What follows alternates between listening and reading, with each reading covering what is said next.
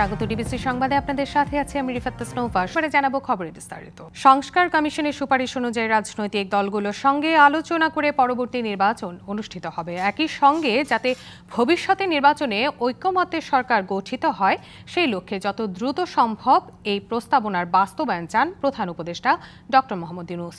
তিনি বলেন, এই সংস্কার সেই ইতিহাসের একটি অংশ। সকালে তেজগাঁওয়ের কার্যালয়ে সংবিধান, নির্বাচন, দুর্নীতি দমন ও পুলিশ সংস্কারের জন্য গঠিত কমিশনগুলোর প্রধানরা এই প্রতিবেদন জমা দেন।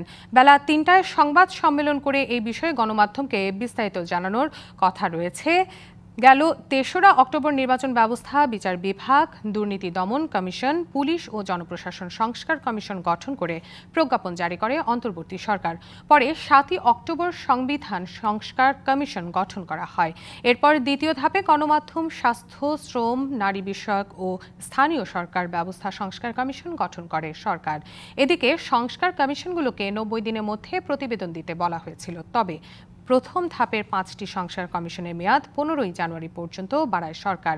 এছাড়া বিচার বিভাগ সংস্কার কমিশনের মেয়াদ ৩১শে জানুয়ারি পর্যন্ত সময় বাড়ানো হয়। সুপারিশ হাতে পেয়ে প্রধান উপদেষ্টা বলেন, একটি নতুন অধ্যায়ে শুরু হলো এই প্রতিবেদনের মধ্য দিয়ে।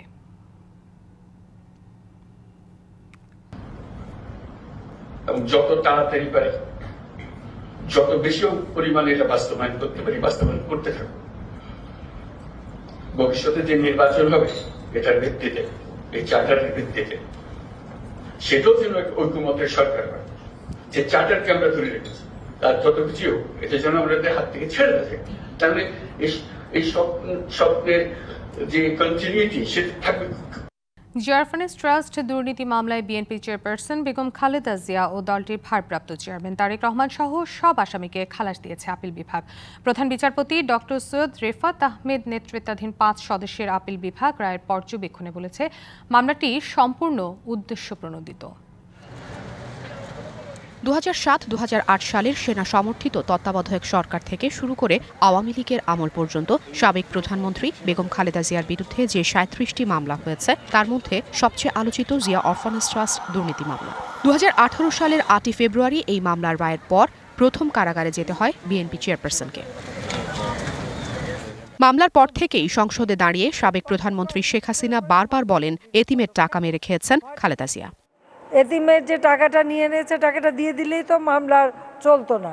শুরুতেই যদি দিয়ে দিত তাহলে আর এই মামলা চলতো না। ৫ই আগস্ট পট পরিবর্তনের পরদিনই রাষ্ট্রপতির আদেশে অন্য আরেক মামলার সাথে এই মামলার সাজা মওকুফ করা হলেও খালেদা জিয়া আইনিভাবে নিষ্পত্তির উদ্যোগ নেন। সেই সূত্র ধরে ৭ই জানুয়ারি শুরু হয় আপিল শুনানি। ৪ দিনের শুনানি শেষে এই রায় দেয় সর্বোচ্চ আদালত। একটা বিদ্বেষমূলক এবং প্রতিহিংসামূলক, এবং কার বিরুদ্ধে প্রতিহিংসা? পুরো জিয়া পরিবারের উপরে প্রতিহিংসা, সারা বাংলাদেশের বিরুদ্ধে প্রতিহিংসা। সেই প্রতিহিংসার আজকে আমাদের দেশের সর্বোচ্চ আদালত আজকে ন্যায় বিচার করে সেই প্রতিহিংসা থেকে আমাদেরকে মুক্ত করলেন, আমাদের নেত্রীকে মুক্ত করলেন, আমাদের ভারপ্রাপ্ত চেয়ারম্যানকে মুক্ত করলেন। সাবেক প্রধানমন্ত্রী শেখ হাসিনার ব্যক্তিগত জিঘাংসা চরিতার্থ করতেই এই মামলা করা হয়েছিল বলে দাবি খালেদা জিয়ার আইনজীবীর।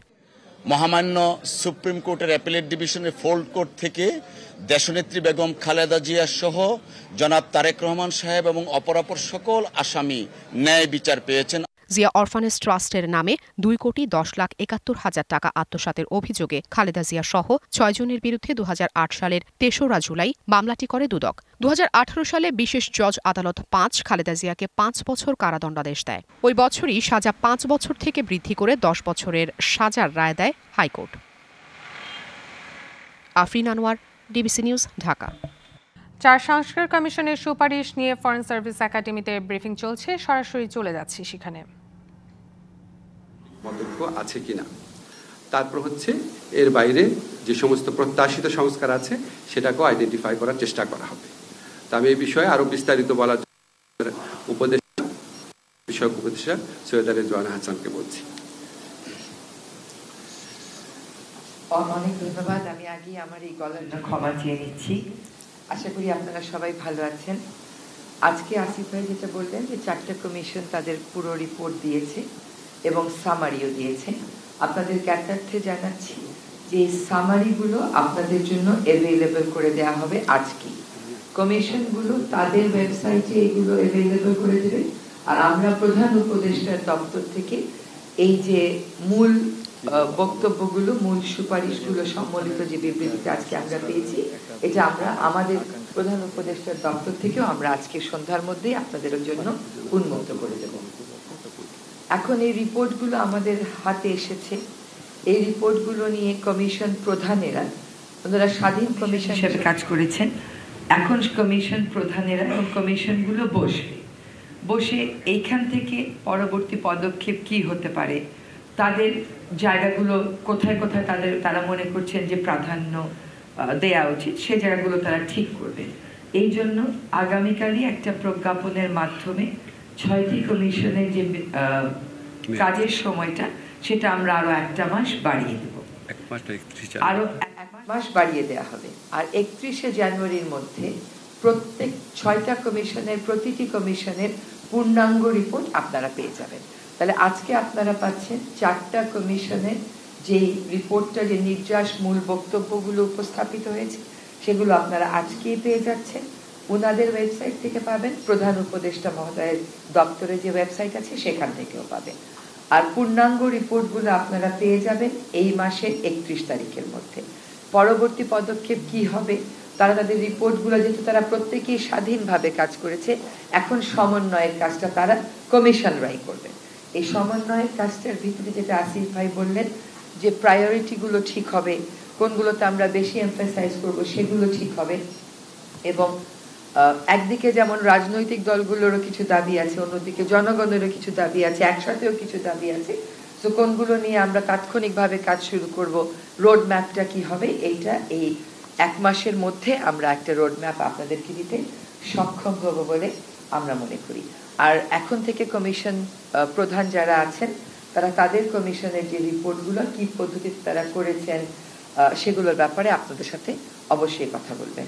এখন আপনাদের যদি কোনো প্রশ্ন থাকে, আচ্ছা আসিফ একটু কথা বলবেন। আচ্ছা, আমি একটা জিনিস একটু ক্ল্যারিফাই করি যে 31 তারিখের মধ্যে তো সবাই রিপোর্ট জমা দিয়ে দিচ্ছে, তাহলে বাড়তি সময়টা লাগছে কেন? বাড়তি সময়টা লাগছে আমাদের কমিশনের যে রিপোর্টগুলো আছে, এটার মধ্যে কিছু কিছু ওভারল্যাপিং আছে, আবার কিছু কিছু একটু আছে আর একটু আপনার কোঅর্ডিনেট করা প্রয়োজন। একই বক্তব্য বাট হয়তো একটু ভিন্নভাবে বলা, একসাথে করার জন্য। প্লাস হচ্ছে ওনারা একটা রোড ম্যাপ তৈরি করে দিবেন, আমি আপনাদের যে নির্বাচনের টাইমলাইনের সাথে সম্পর্কিত করে, যে কোন সংস্কারগুলো টপ প্রায়োরিটি দিতে হবে সবাই মিলে বসে, আর কোন সংস্কারগুলো বাড়তি সময় পাওয়া গেলে নির্বাচনের জন্য সেগুলি করা যেতে পারে। এই জন্য 31 জানুয়ারির পরও ওনাদের বাড়তি কিছু সময় তৈরি হচ্ছে। আমি এখন এই বিষয়ে কিছু যুব স্থানীয় সরকার উপদেষ্টা আসিফ মাহমুদ ভূঁইয়াকে বলছি। আপনারা জানেন যে আমাদের জুলাই গণঅভ্যুত্থানের যে 1 দফা, সেই 1 দফা ছিল ফ্যাসিবাদী শাসনের পতন এবং যেই ফ্যাসিবাদী ব্যবস্থা আছে সেই ব্যবস্থার বিলোপ। আমরা এই যে অন্তর্বর্তীকালীন সরকারের যে সংস্কার কার্যক্রম, এই সংস্কার কার্যক্রমকে এই ফ্যাসিবাদী ব্যবস্থার চিরতরে বিলোপের একটা গুরুত্বপূর্ণ অংশ হিসেবে মনে করি, এবং তারই অংশ হিসেবে আজকে খুবই একটা গুরুত্বপূর্ণ দিন। আজকে 4টি সংস্কার কমিশন তাদের রিপোর্ট দিয়েছেন, এবং আপনারাও সেই রিপোর্টগুলো অতি সত্বর পেয়ে যাবেন, সেগুলো জনসমক্ষে উন্মুক্ত করা হবে। এবং খুবই আশাব্যঞ্জক যে বাংলাদেশের মানুষ সংস্কার কমিশনগুলো যে গুগল ডক ফর্মে মানুষের মতামত চেয়েছে, কোনো সংস্কার কমিশনে 1 লাখ মানুষও সেখানে রেসপন্স করেছে।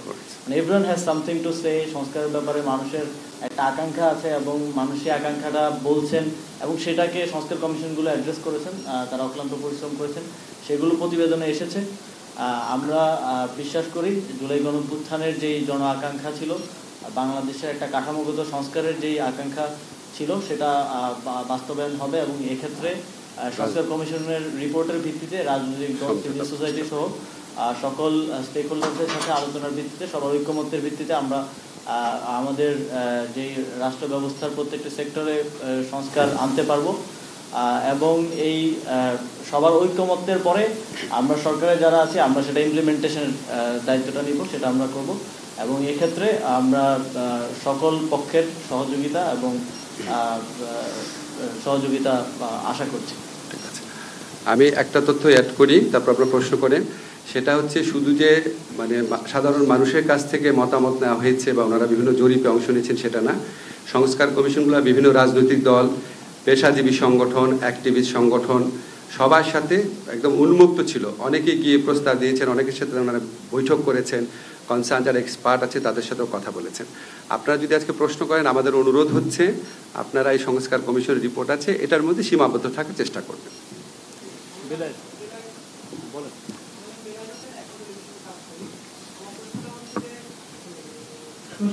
প্রশ্নটা হচ্ছে যে বিএনপি জুন জুলাইয়ের মধ্যে নির্বাচন পেয়েছে, আপনারা যদি ন্যূনতম সংস্কার করে সেটা এই সময়ের মধ্যে সম্ভব কিনা।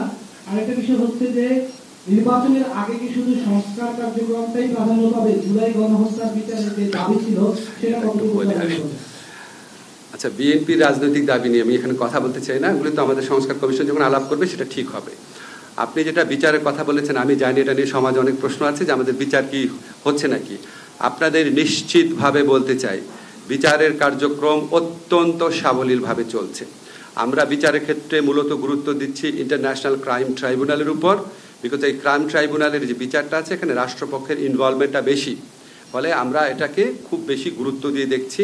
এবং আমাদের যেই গতিতে এই মামলার তদন্ত কাজ এগোচ্ছে, সম্ভবত আপনারা আশা করছি মার্চ থেকে শুনানি শুরু হয়েছে এটা দেখতে পারবেন। এবং আমাদের আশা আছে, এগেইন এটা বিচারালয়ের বিষয়, আমাদের আশা আছে, আমাদের বিশ্বাস আছে, আমরা যে গতিতে এগোচ্ছি ইনশাআল্লাহ সামনে নির্বাচনের আগে আমরা অন্তত ট্রায়াল কোর্টে বিচার কাজ সম্পন্ন করতে পারবো। এখানে কারো কোনো রকম গাফলতি নাই, এটা সুযোগ নাই। আপনাদের কাছে আমাদের প্রতিজ্ঞা, কমিটমেন্ট, অবশ্যই বাংলাদেশে যে নির্মম, যে আপনার অমানবিক গণহত্যা সংগঠিত হয়েছে, অবশ্যই রাষ্ট্রদ্রোহ ও ক্ষমতার অপব্যবহারের অভিযোগে দক্ষিণ কোরিয়ার অভিশংসিত প্রেসিডেন্ট ইউন সুক ইয়েলকে গ্রেপ্তার করেছে দেশটির তদন্তকারী দল। রয়টার্স বলছে, স্থানীয় সময় বুধবার সকালে রাজধানীর সিউলে নিজ বাসভবন থেকে তাকে গ্রেপ্তার করা হয়। এর আগে ভোর থেকে দ্বিতীয় দফায় গ্রেপ্তারের চেষ্টায় ইয়েলের বাসভবনের সামনে অবস্থান নেন তদন্তকারীরা। এরপর ব্যারিকেড অতিক্রম করে বাসভবনে প্রবেশ করেন তদন্তকারীরা। বাকবিতণ্ডায় জড়িয়ে পড়ে ইয়নের সমর্থন ও আইনশৃঙ্খলা বাহিনীর সদস্যরা। পরিস্থিতি নিয়ন্ত্রণে মোতায়েন করা হয় ৩,০০০-এরও বেশি কর্মকর্তা। পাল্টা অবস্থানে ছিলেন শত শত ইয়নের সমর্থক ও তার দল পিপলস পার্টির সদস্যরা। পারিশ্রমিক না পাওয়ায় চট্টগ্রামে দিনের অনুশীলন বর্জন করেছে দুর্বার রাজশাহী ক্রিকেটাররা। আগামীকালের মধ্যে ৫০% পারিশ্রমিক না পেলে পরবর্তী ম্যাচ না খেলার সিদ্ধান্ত নিয়েছে তারা। চট্টগ্রামের এম এ আজিজ স্টেডিয়ামে সকালে অনুশীলন করার কথা ছিল দুর্বার রাজশাহী ক্রিকেটারদের, তবে আচমকাই বিজ্ঞপ্তি দিয়ে অনুশীলন বাতিল করে ফ্র্যাঞ্চাইজি। সংবাদ এই ছিল এখনকার মতো, সঙ্গে থাকুন।